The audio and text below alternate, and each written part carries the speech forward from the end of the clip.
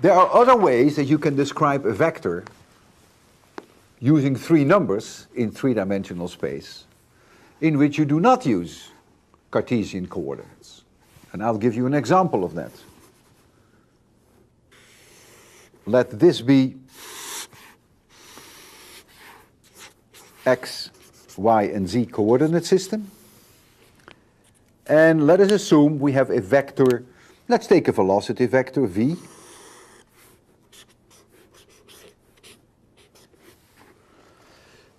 We can identify the angle between the velocity vector and the plus z-axis as theta. So theta would be one number that we could use to express this vector v. If I project this vector v onto the xy plane, which this is the projection, I could then identify another angle measured from the positive x direction in the direction to the positive y direction, and I could call this angle phi. That specifies the direction in this horizontal plane of the projection of v on xy. We now know the direction in which this vector goes, but we still don't know the magnitude. So if now we also specified the magnitude, we would be in business. So if you knew the magnitude, if you knew theta, and if you knew phi, then you can obviously reconstruct, if you wanted that, the value for Vy, you can reconstruct the value for Vx, and you can reconstruct the value for V of z. Important is that you realize that this determines uniquely this vector. How would you go from these numbers, if you had these, back to v of x, v of y, and v of z, to the Cartesian coordinates? Well, this angle is 90 degrees, so you will see immediately that v of z divided by the magnitude of this vector, the length of this vector, for which I will simply write a v. It's just easier for me now, divided by v, equals the cosine of theta. So v of z equals v times the cosine of theta. So that's easy. If I call this projection of this vector v onto the xy plane, if I call that vxy, then given the fact that this angle is 90 degrees, v of x divided by vxy equals the cosine of phi. And v of y divided by v of xy would be the sine of phi. And if we combine this, we should not have any difficulties to show that the x component of the velocity equals v times the sine of theta times the cosine of phi. V of y, the component in the y direction, equals v sine theta times the sine of phi, and v of z, the component in the z direction, equals v cosine phi. So if you know theta, you know v, and you know phi, you can find easily all these three components. Equally well, if I gave you the vector notation in Cartesian coordinates, you could then also go back, of course, to the magnitude, to theta, and to phi. So let's do an example of that. Suppose I have a vector A, which is 3x roof minus 2y roof plus 4z roof. And we would like to find the magnitude of A, for which I could write simply A. We would want theta, and we would want phi. Let me try to make a drawing. It is not so easy because of this -2.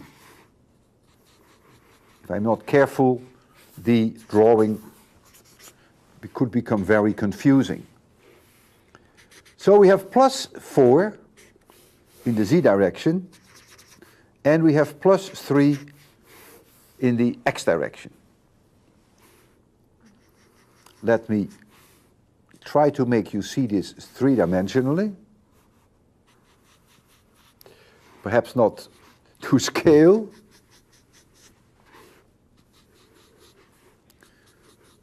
So there we go.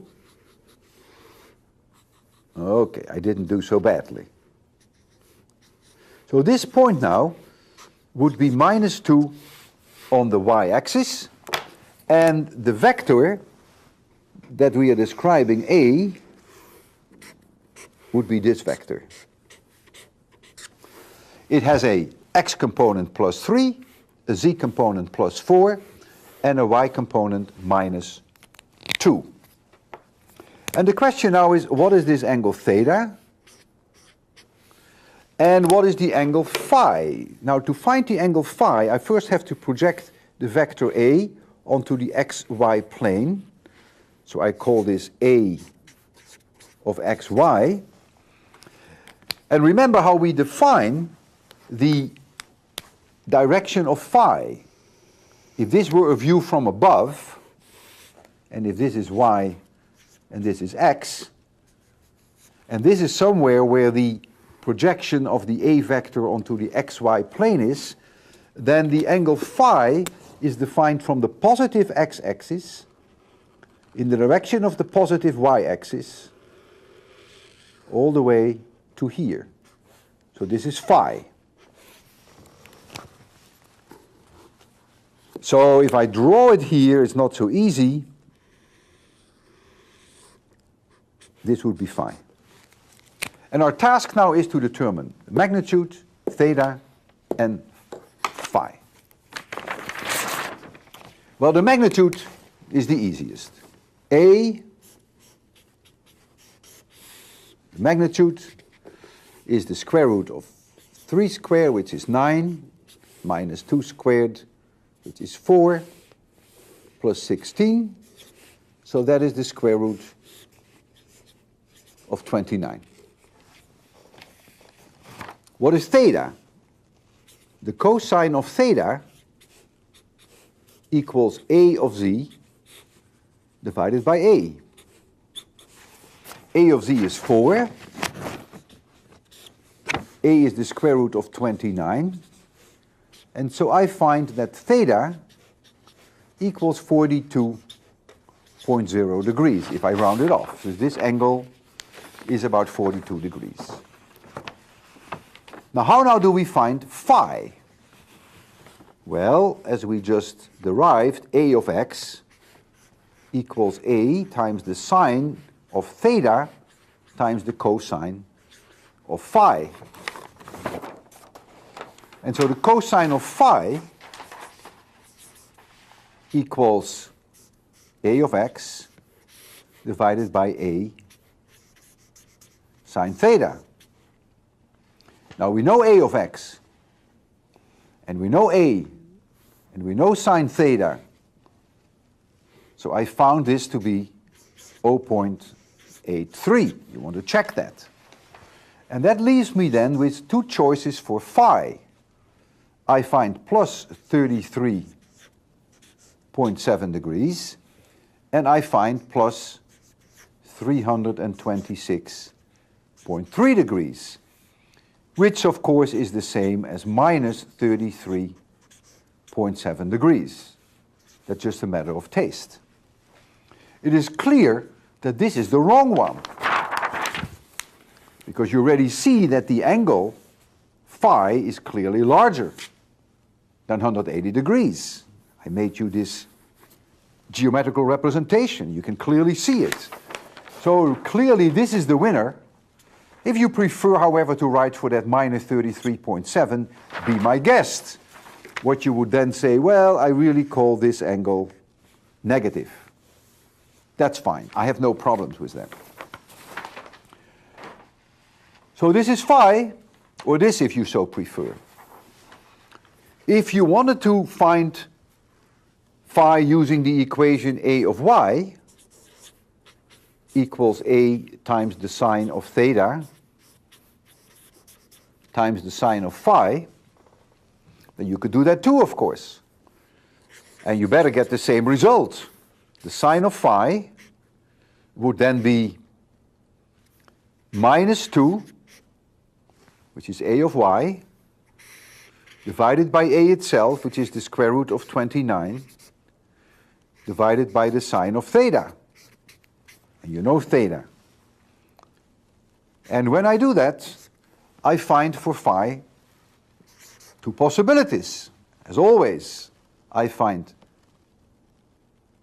326.3, which of course is the same as minus 33.7, but I also find 213.7 degrees.